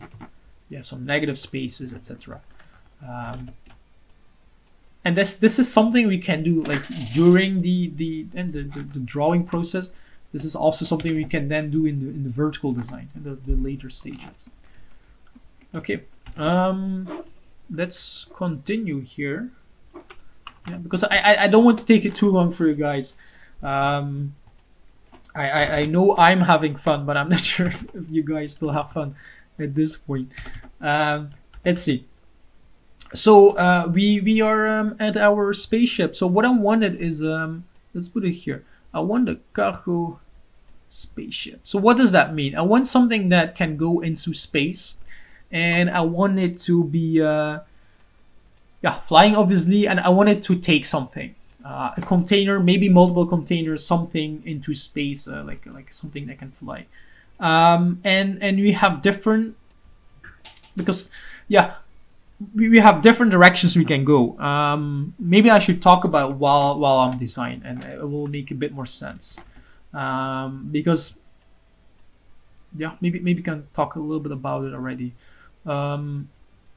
In movies, for example, you would often see spaceships with wings, etc., and like intakes, etc. If you know what I'm talking about, having wings in space, for example, doesn't really make sense because you don't have air in space, right? So we don't really need wings. But having wings, having like visual clues to objects that we know, for example, the jet fighter also has wings, right? Having something like that on our design will make it more believable for the global viewer, right? For the like the general viewer, basically. Where a spaceship, let's do a little bit of let's do some sketching here. So a spaceship could be, because we don't know how it looks like, right? It's we don't have it right now. But if you would say, okay, this is my wait, let's do a little bit. Okay. If you would say to me like here, okay, I have my spaceship, and there's containers in there. You don't really see them, but I know they're in there, right? And this flies. We could say, okay, sure, because I don't really know how a spaceship looks like. I know that it can fly, so throw this in space, probably will fly. But this is not understandable, right? No one will know what this is. It could be a bread, it could be a cake, right? If you put like a little bit of smoke here, it could be a cake, it could be a spaceship. You don't really know. And this is where, for example, if you start adding wings, let's add a wing here. Let's do that on the other side. So maybe you see a wing here. We add a little bit of that cockpit. Cockpit that even if you're not a fighter jet fan, this is definitely something you maybe saw in the news, maybe saw in a game, maybe saw something in like in a movie. Everyone kind of knows, if you look at this, that this is the cockpit of a fighter jet, right? So if you have these elements in there, if you start adding wings, if you start adding engines, for example, these are engines that you can find in an airplane. If you add that rudder, etc., people will start to understand. Okay, this is probably something that flies, right? And even if you put this in space, all these like this doesn't make sense. This doesn't really make sense. This also doesn't really make sense. Probably here they want to have the amount of gloss as minimal as possible, but okay, the wings won't make sense. But this is still something people will, like the general public will say, okay, this is something that can fly in space, right? And then so we had that very random shape. Then we have this random, let's call it like a random shape together with grounded yeah, objects. Like, I'm not sure ground is like everyday objects that we know of, and then we would have, for example, the more like really super realistic kind of stuff. For example, NASA, right? We already have spaceships. We've put people on the moon, and we have people in space, etc. NASA. And what would be the idea, for example, is that we have a closer look at the International Space Station, where, for example, everything is created more with a modular kind of setting. So we would have this cylinder. Maybe it's joined with a box here, and then we have these solar panels right to the other side. And this is just something that floats, right? And maybe you have like small boosters somewhere on the side that can provide a thrust, and maybe you have something here as well, and we have instruments, etc. And so these kind of things. This is a little bit more grounded, right? This is more NASA, a little bit more realistic. Also cool, right? You can definitely do stuff with that. Right? Okay. Maybe right now, because you're wondering, maybe okay, the space shuttle also has wings. That's because the spaceship was or is was it's not flying anymore, but it was intended to like land on Earth, right? As a glider basically. So that's why it needs wings. But this is not something that is not supposed to come down on Earth, right? So again, like this is where all the reference and the visual library kind of comes together, right? Let me clean this up first, something like that. And let's see. We can start very simple.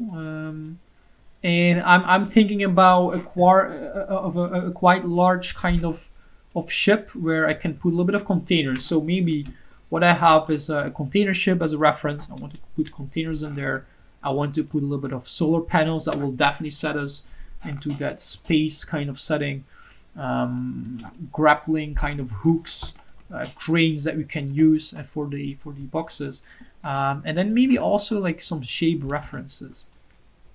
We could look at a train. We can look at a bus. I want a little bit of that rectangular feeling, maybe. So we can start like that. Voila. And I'm going to start simple. So I have what I know. We need engines. So I have an engine here, smaller one, a larger one. I want a little bit of a cockpit, so we can look at that ship design here. So we'd have that bridge up there. We would have communications, and then this is a little bit like where the cargo would sit, right? And then we have these grappling things. So we need some kind of crane maybe that goes up and down. Maybe you need a second kind of cockpit here for the crane. Someone that operates basically the crane like that. These may be set in different compartments, etc. And then I could choose, like I can put some kind of a rudder. I could put more wings. I could put a certain wing here. I could put lights, etc. So all these things that we find here, we can put in there, and to make this a little bit more believable for the viewer, right? I also like to start working in perspective. It gives me a bit more room, I think, to design. But again, we can start with side views. We can use photos to bash together. So all different techniques that we can try. But I want to focus on that perspective right now. So as a shape, maybe let's have a look at this one, like a very simple one. So we have that box. Like that. Okay, that's my main shape. And right now I just want to think about my focus and the function of the vehicle. So my vehicle has to transport containers to one planet to the other. So I'm going to look at my reference. What I see is, okay, let's use these compartments. So I'll sketch a little bit the same. maybe one more like that. So containers can sit in here. Obviously there's a space, so if I would just fly with my ship and there's like no hatch or whatever, maybe the containers start floating. That can be cool. Like that can be maybe another idea here in a second. Like a ship and then we have these floating. That can be like cool for like later on if you do like a painting or in a movie or something. This ship kind of crashed or someone, there's a trader on board and he's opening the hatches here and containers start hovering, like not really hovering, but they start yeah, floating in space, and then you have to close the containers, right? So they don't start hovering away. Okay. What else? So let's keep it simple for now. So let's just do the same thing on the other side, and maybe there was a lift here. So this is from an aircraft carrier. They have like a cool system, like a lift they can use. So maybe you can do something similar.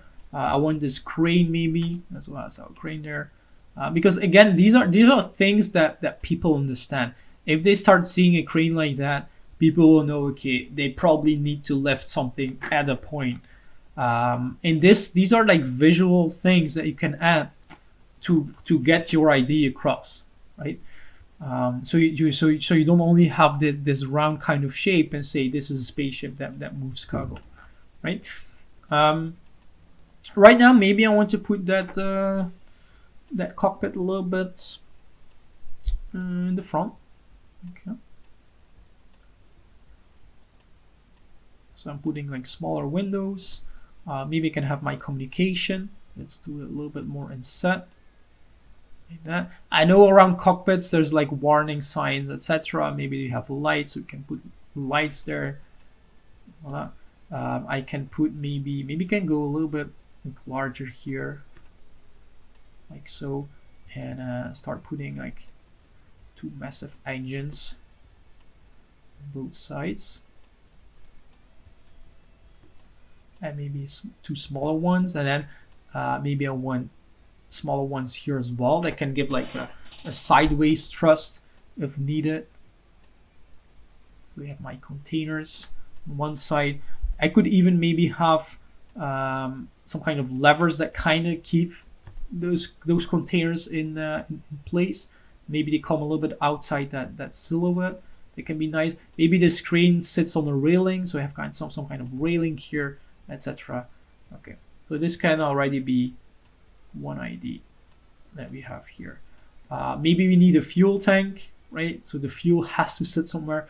Maybe we have it on the side like that, or it looks a little bit weird maybe because then it can look that this part can rotate. So maybe the fuel tank just sits like in between, like that. So I have a fuel tank there,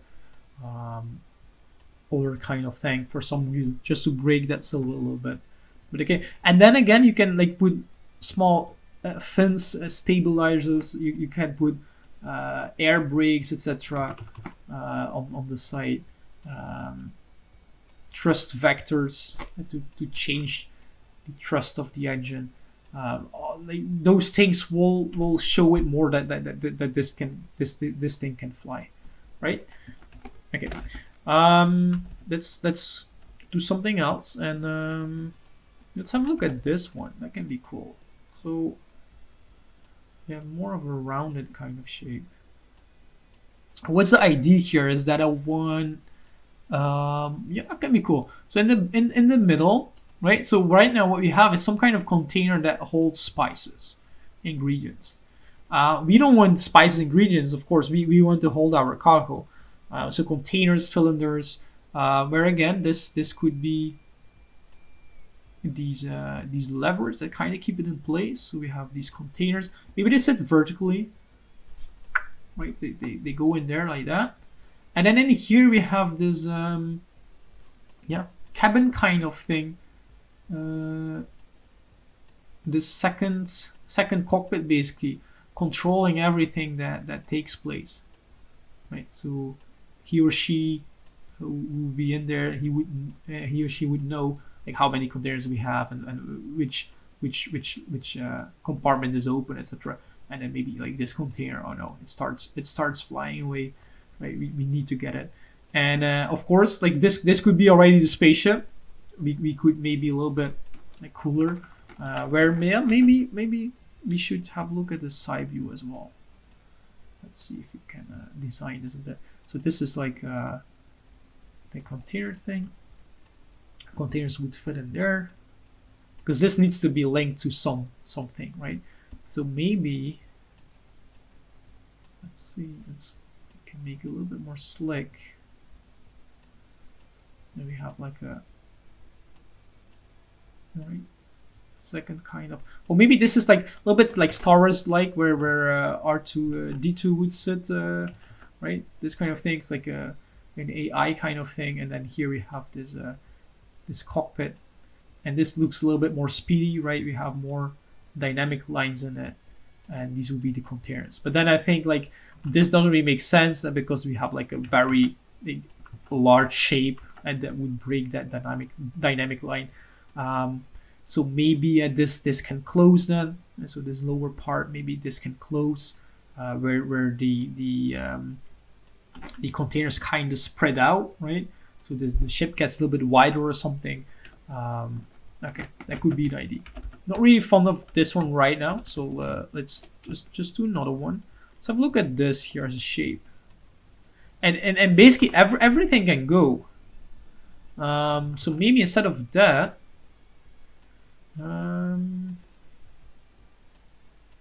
let's see. Let's do a letter. Let's a letter can also be a shape.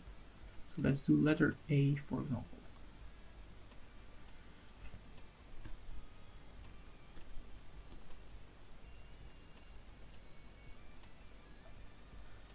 Okay, so this is our letter. We could have, maybe this is the back view, maybe it's the front. Let's do front. So maybe the cockpit sits here. We have maybe an engine that's a little bit slanted.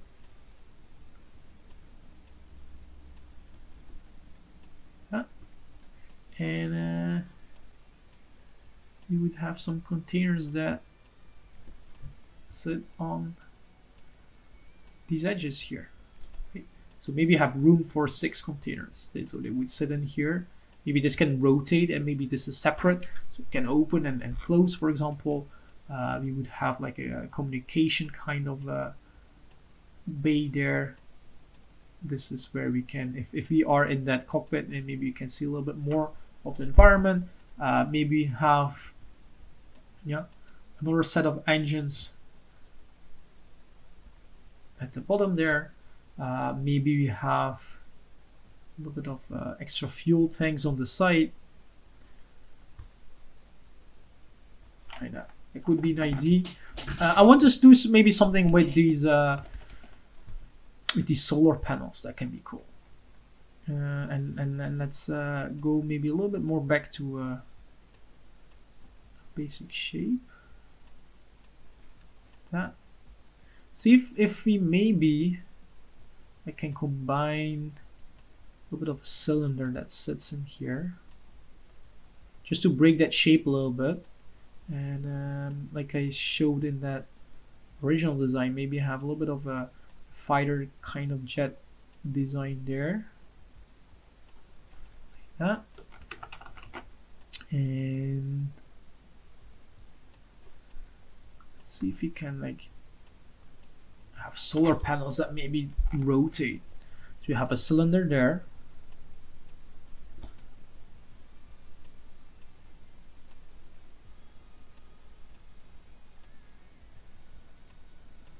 That would be a set of solar panels. White. And this as well. And again, like if these designs are messy or a little bit hard to read, this again is not a problem, right? It's really about getting these on paper here, because I don't want to spend what's the idea like here. I don't want to spend hours, even minutes, on putting IDs. Like I definitely want to put minutes and putting IDs on paper, but don't want to spend like minutes on one ID, right? I tried this and maybe this works. Let's make it a little bit thicker so it stands out more. Maybe that works. Maybe your art director, maybe your boss, so this guy again comes in and he says like, I really like this design, that design. I want to have like a variety of IDs here, right? So what I have is some solar panels. They rotate. If this maybe should not be clear, we can just take that reference and put it next to it. So that's fine. Maybe have like communications, etc.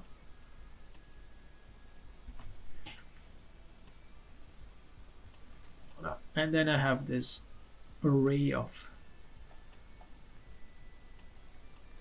elements. Basically a deck here, similar to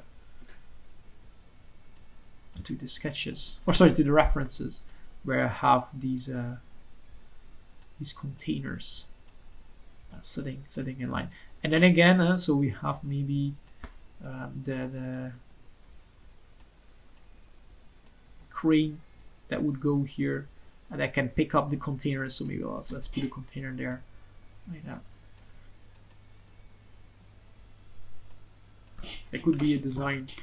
That's do I have it on a separate? No, because normally you would have like a little bit more room between your sketches. I'm filling up my page quite quickly because I still want to do a couple of them. So I'm not sure if you can just like take these and make them smaller. Okay, it's a little bit of a sneak peek here. But in the end, I checked the time. This is almost like 2 hours. I don't want to go too long with this. Let's maybe do 3 more. Let's go maybe a little bit quicker.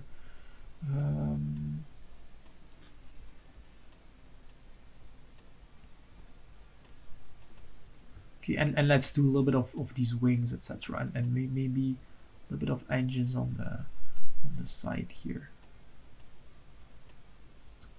Longer. Maybe the container sits at the bottom. Right, so we have these grappling hooks side. The cockpit maybe sits here. That.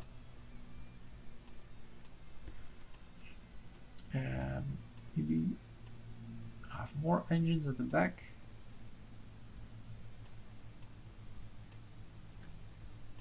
Not really fond of this. Like this can also happen. Like if you would draw something and you don't really feel it, you don't really like the shape, don't worry, right? That's why we also don't spend too much time, and so we don't get attached to it. We just go for another one. So maybe we should reference that ship a little bit more. That can be cool. Maybe have something with slanted planes, something like that.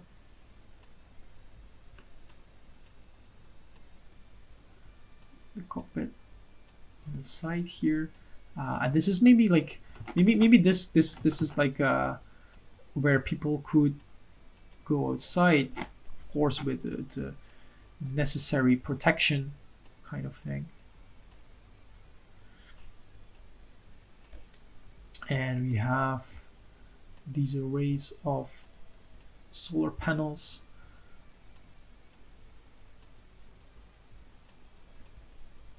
Side, maybe both sides.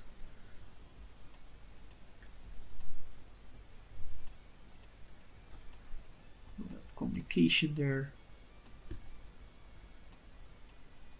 An additional cockpit.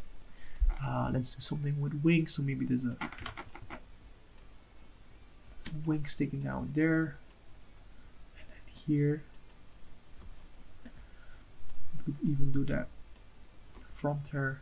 But then again, I really felt it almost looks like a samurai kind of helmet. I think I want to go like more in between like those two, like large engines, maybe something with these extra. This can also be cool with these extra fuel tanks. I'm looking at this, like what if containers like can fit in here and this like rotates, That can be cool. Like, because we also want to think a little bit like if we would construct this, if this would be in a game, if this would be in a movie, like what kind of animations can we have there, and to make this interesting. So maybe, let's see, maybe I have like an array, almost like a gun maybe. So I'm looking at these. What if maybe we should do like a side view first, because that's always easier to plan out these things. So this is like that. Slam the plates on it. It has these holes where the containers can fit, and then here would be like it would show through a little bit, so we kind of see the frame around it. We have this arm that goes around it and operates and moves the containers. This is kind of linked to our spaceship, so maybe the spaceship is a little bit like that. So we have that cockpit again. We'd have the communications behind that, and linked to that cockpit. This maybe kind of sits more in line. I don't want to get like the same length here, and that's like the design again that would come in place. So maybe we make that a little bit longer. Maybe there's a fuel tank on the side here. So that's detachable, etc. A little bit shorter. Maybe there's a wing. Maybe it's like a super large one. That could be an ID. Maybe you can have it on the other side and downwards. That's also an ID. And then maybe here we have multiple of them. Right? So they kind of sit in an array. And what's the idea here is that this ship can like go there, attach to it, fly somewhere else, and drop those guys somewhere, right? Yeah, let's maybe do one more, because at this point I don't really have, I don't feel it yet, right? I don't have a favorite one yet. And ideally I want one that I can be a little bit proud of, but okay. So maybe this is a little bit more horizontal, and we have the containers at the back. So the containers sit there. They all sit in here. That crane element again. We would have maybe some boosters in the front. This could be this could be like, this can be spared, right? It can be more open, and then we have some kind of engine, and it could be cool if you have like two smaller ones on the side there. Yeah. It could be lights in here, right?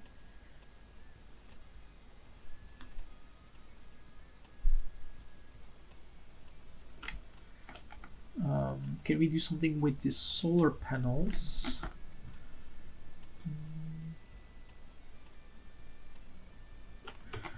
Maybe just like on top of that craft we could have arrays of solar panels or something.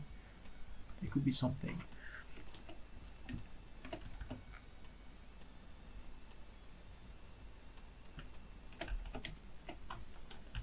Let's see if we can do something with this.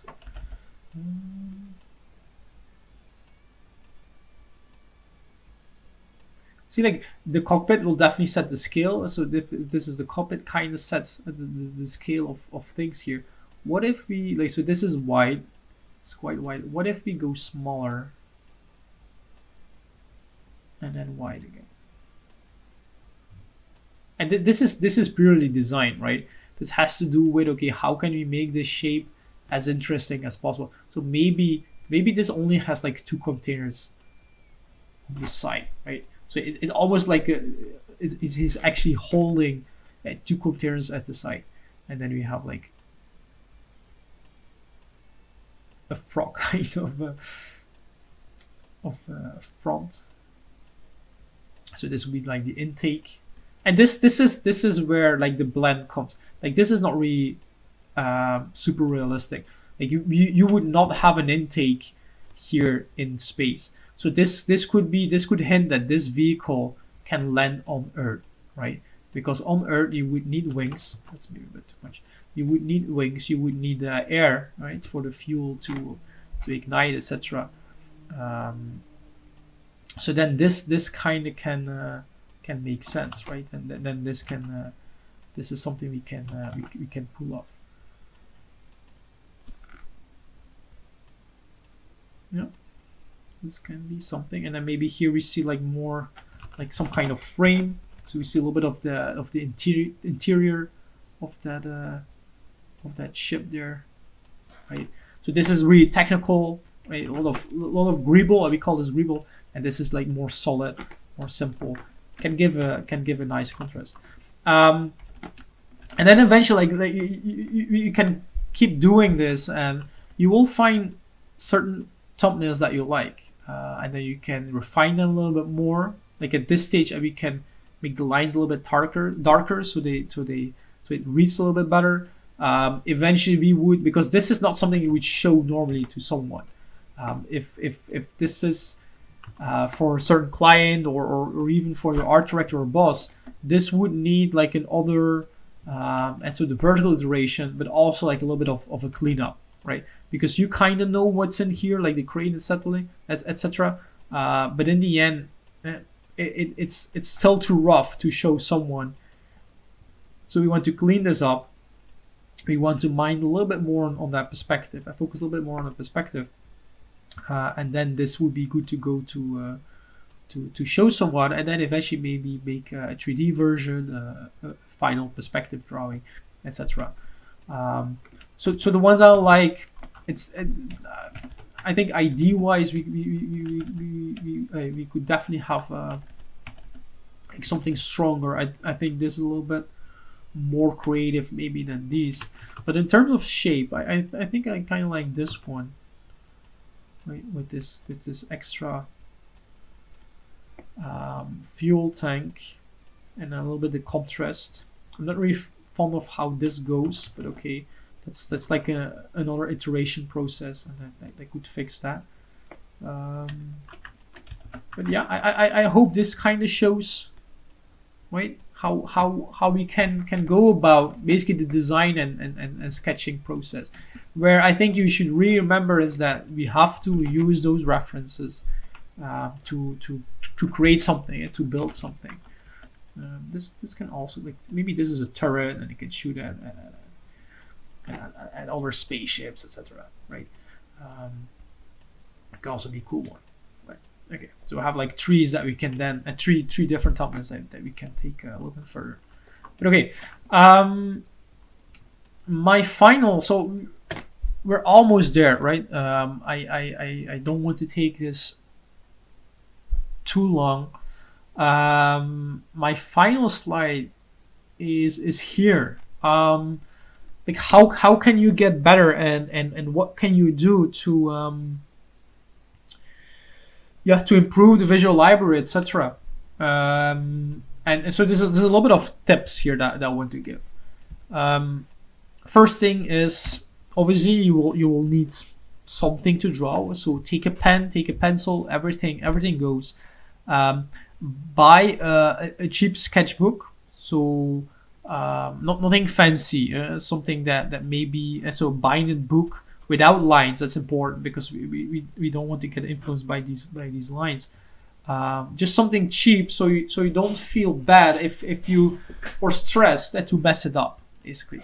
And even better, I think, would be just print paper, loose sheets of paper, very cheap, and there's no stress of messing that up, right? So you definitely don't want to buy like a sketchbook that costs like $50 or euros, whatever currency you're using, because that's something you don't want to mess up, obviously, right? You also don't want to start working in Photoshop in the beginning. Like, keep it simple, because Photoshop is already quite complex, so you can work with layers, etc. Everything can go wrong.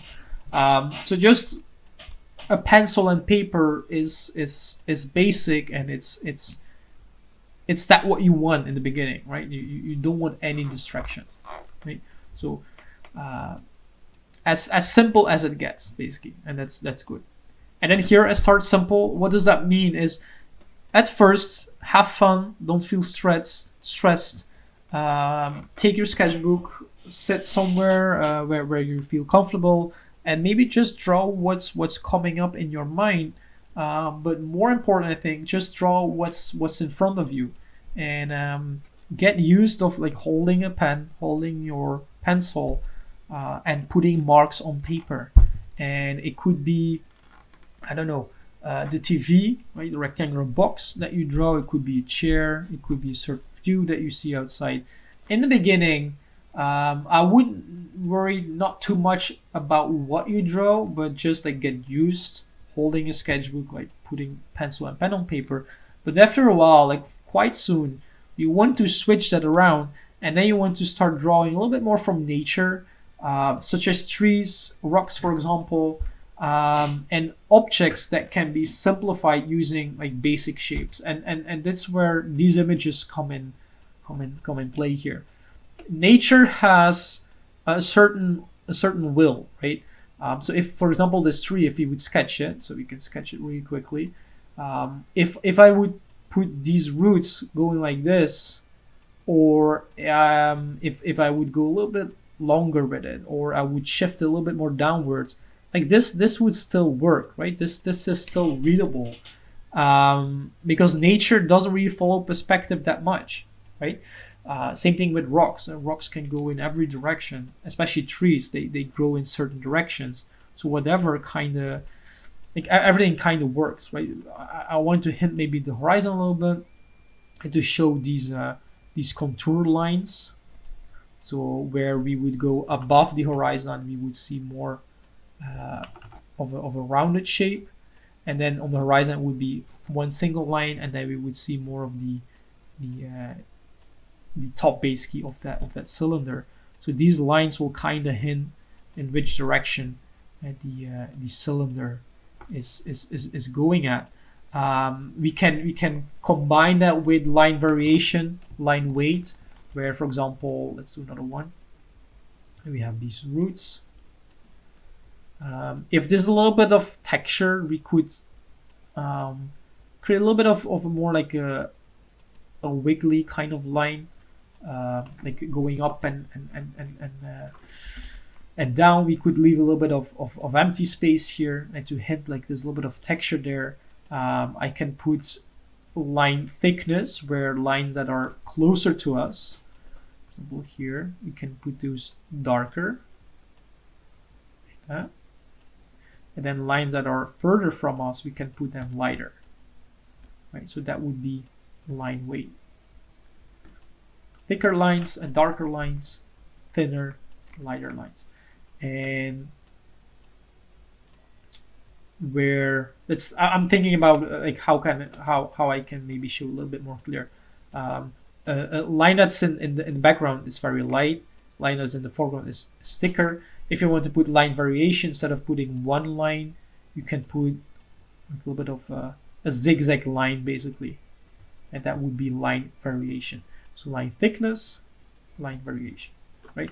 So it's those kind of things that you can then use to, for example, sketch these trees here. You could put a little bit of grass, just have fun with it, right? And again, if this tree goes like this, or it goes like that, no one is going to notice, or is going to say, oh, the tree that you have here, that looks a little bit weird. It's not like the same tree, right? No one is going to say that, right? So that's one thing. Can really have fun with it. Where, for example, one more thing, I promise, where this roots, if it would be in front of the other one, and you can make it darker. So that would be that line weight, right? You can make that darker. The ones that come behind, we can make those lighter, right? That's the idea behind it. Then so the other thing would be simple objects, and that brings it a little bit to the other ones, where this car is quite hard to draw, because if you mess up the proportion of certain things, it will look weird. There's already a dynamic line in it, etc. That's quite hard. This is designed, right? This is a face, right? And just so you know, like, this person does not exist. You have a website. I think it's called this person does not exist.com, and it's just like a collection of different parts of images, I think, or some kind of AI generated thing, and it creates a photo of a person that does not exist, right? So that just as additional information. The thing is with persons portraits, if you mess up like if you mess up the proportion or even the position of an eye, right? Let's do it like that. So this person, if you mess this up, this will look very weird. If you mess up the position of the ears, this will look very weird, right? So that's something you want to avoid. And these images, these references are too complex. Not something you want to do. Instead, think about simple objects like a TV. Right? Put that in perspective. Already learn a little bit about perspective. Right? There's so much you can find on the internet already about perspective. And perspective is perspective, right? Every book kind of will tell the same thing, right? You always have the same properties there. This ship, very simple, right? We can start with drawing that ship in perspective. So we can try to find, and that's important, I think, to build that visual library. We will try to find simple shapes, so the basic shapes.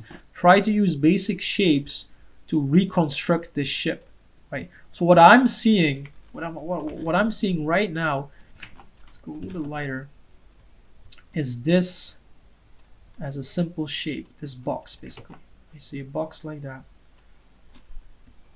Here, it's my simple shape. That's the box I have right now. Then I notice that this box is kind of split in two. At this point, let me take another color. I'm not sure if it's really clear. This box is split in two here because there's another box sitting on top of it, right? Obviously, this goes up, and then this goes a little bit more narrow. So that will be at the next step. We can already start with those two boxes. So we have that main box. In the middle somewhere, I have that second box. That also goes up. A little bit of tapered. So it's tapered a little bit. Like that. This goes up somewhere in the middle. Let's make it a little bit longer. So that would be the middle of the box. It's a little bit higher. Starting from here, kind of goes sideways. That's a bit too much, too high. A little bit sideways. You can do the same thing here. So right now we're really constructing this in perspective. At the same time, we're building that visual library. Because doing it like this will give us certain steps that we can recreate when drawing this from imagination. If you think about it like this, just like we need a main box first, and then we needed that second box, and that main box was, if you divide it in half, you have some kind of like a triangle in front, and then the second box here, it had like maybe 3 windows. At that point, it doesn't really make, like, that's not really super important because you can have as many windows as you want, but maybe there was like an extra box here at the back, right? And if you remember it like that, you can basically draw this from any angle. We can draw a little bit more from a top view. Let's go a little bit quicker here, but I want to stay in. Already past 2 hours. Sorry, I will try to make 2 hours and 7 minutes. So a little bit more time here. So this is our ship. Let's go a little bit longer. This is our ship. What we remembered, okay, if it divided in two, okay, and then I put like a second box on top of it like that, okay, and so obviously this would be open so people can go in there. And then if you find half, we go up a little bit like that. We have that shape, and then we went downwards a little bit. Voila. So we have that main shape of that ship, and then we had some windows, right? We talked about we can have 3, 4, 5. It doesn't really matter how many windows you have, because that doesn't really change the overall shape of that ship there. And this is a way, a very short very briefly, this is the way of building that visual library, right? Looking at the reference, trying to see basic shapes, and drawing it from different views, getting rid of that reference, drawing it again, checking what you have, checking the mistakes, and fixing that, right? There's a lot of videos you can find on this topic. So I'll put like to build your visual library. That's like the ultimate goal. Um, then it will build your eye-hand coordination, but that's definitely something like if you never drew before, just take that paper, draw whatever you have in front of you, just like get used to it, right? And the more you're going to draw, the more confidence you will get, and the complexer your objects can get. So I would say like if you never did anything with drawing before, spend maybe like 1 week just picking up that pencil daily, making some marks, draw what's in front of you, and then after 1 week, go have a look at, for example, trees. Then after another week, go have a look at simple objects, like a ship, for example, and then really try to construct it in perspective. And if you don't know what perspective is, that can already be a topic that you might want to research, right? So it's here, build that visual library, right? And then this is something that comes with it. I think after a while you want to learn how to control the pressure of that pen, the pencil that you're using, and then you're going to think about that line weight, the variations, and form lines is basically where you follow that perspective, right? So I'm following that perspective here, and after a while you will be able to put like texture, etc. Those things will come in time, right? It's not the most important part here. I think the most important part, as always, is have fun, right? So yeah, that concludes pre-production. So I hope you guys had fun, right?